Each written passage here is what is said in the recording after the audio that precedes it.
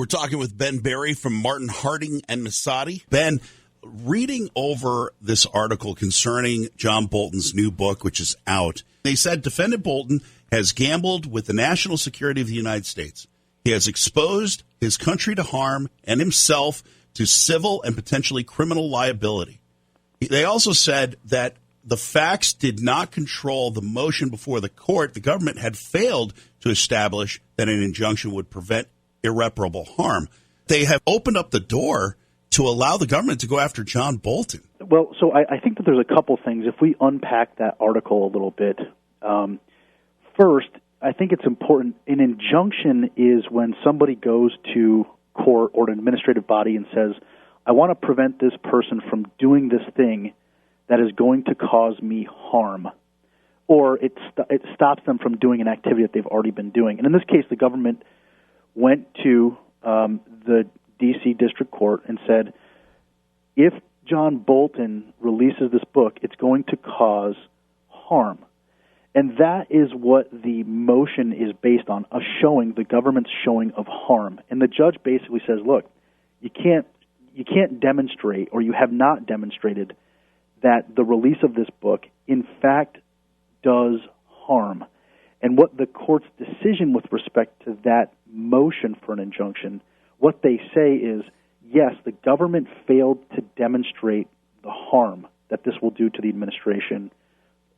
And also, however, the book itself may also have these other consequences for John Bolton. But the court really doesn't, I don't think that the court really opens the door. I think it acknowledges that the door has already been open, and we don't know what's coming through that door in the following months for John Bolton. But the court does two things. They resolve the issue before the court in favor of John Bolton. Yes, you can release your book. The government can't stop you based on the things that they're putting before me today. But also, John Bolton, know that you've opened up this door, and we don't know if that's going to lead to criminal or civil liability later on. Certainly, if there's a determination that there are security breaches that have been disclosed in the book, that could give rise to criminal liability, and there's a whole host of other things that may arise as a result of this. Mm-hmm. But I don't think the decision in and of itself opens the door. It just acknowledges that the door has been opened. The court also says that John Bolton may be on the other side of the rainbow, so to speak, with this book.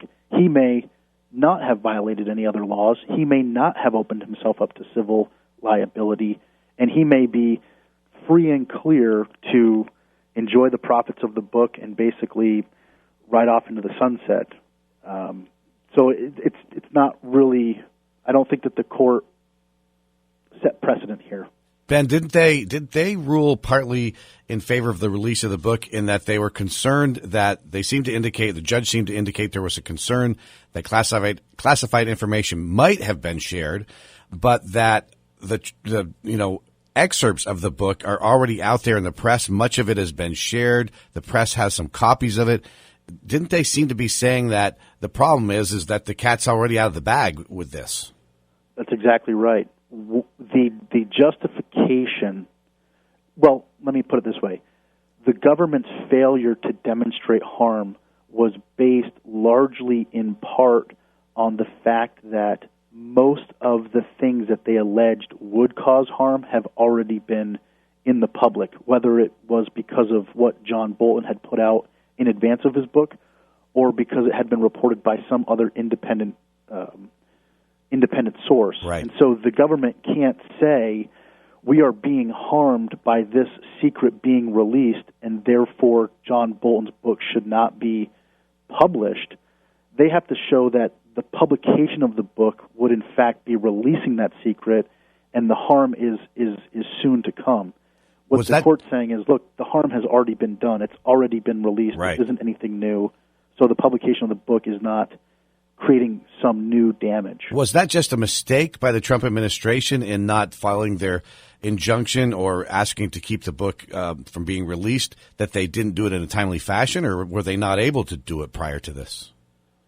I think that there are a number of reasons why the motion for the injunction was not made sooner. One of those reasons is that Bolton was going through the process of getting the green light from the government, which is generally what you have to do when you work in government and then publish a book that relates to something that was some information that was acquired during that employment. You have to go through a vetting process. Your book and your sources have to be reviewed. And so I think part of it was Bolton was going through that process, and the Trump administration, I think, was probably never going to allow him to get through that process cleanly or in a timely fashion or during a period of time while the Trump administration was still at the helm. I know that John Bolton and his legal team have said it went through the NSA process and was approved by the NSA. It passed their muster.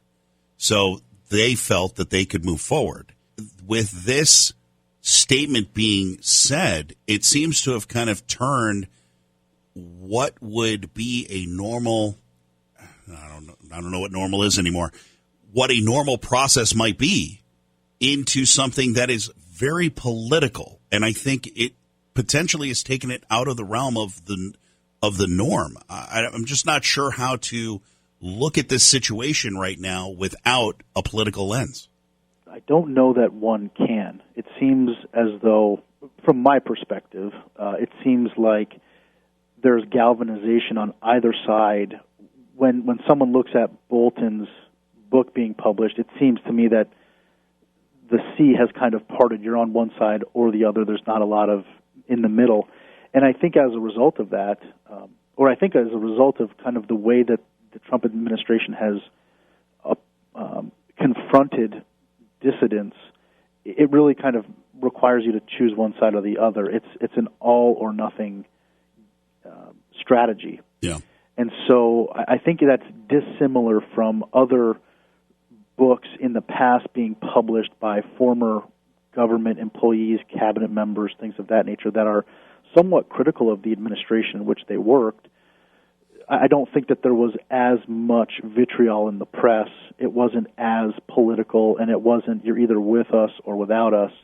You know, if you're not a Republican, then you're definitely Democrat, and if you're a Democrat, you're over here, and if you're not a Democrat, you're a Republican, and you're over here.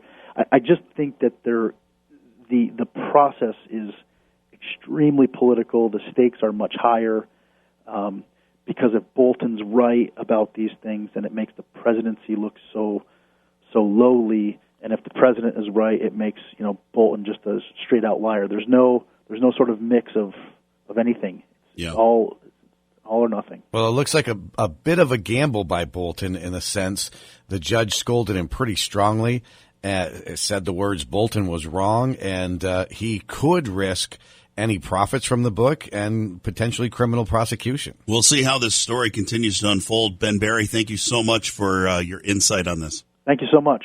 Ben Barry is an attorney with Martin, Harding, and Mazzotti. Make sure if you have questions, they've got the answers. Just give them a call at 1-800-LAW1010.com.